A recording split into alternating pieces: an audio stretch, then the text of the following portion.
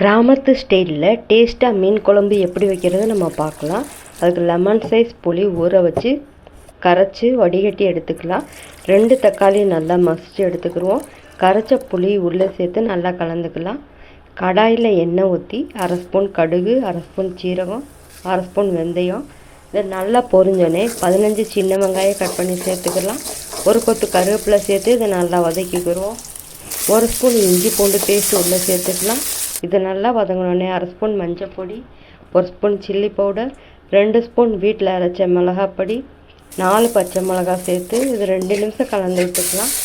கரைச்ச பொடியை உள்ளே சேர்த்து எக்ஸ்ட்ரா தண்ணி ஊற்றிக்குவோம். சால்ட்டு உள்ளே சேர்த்து இதை நல்லா கலந்து விட்டு நல்லா மசால் வெந்து 10 நிமிஷம் ஆனோடனே வாஷ் பண்ணி வச்சுருக்கிற மீனை உள்ளே சேர்த்து 5 நிமிஷம் வேக வச்சு எடுத்தால் சூப்பரான டேஸ்ட்டில் கிராமத்து ஸ்டைலில் மீன் குழம்பு ரெடி.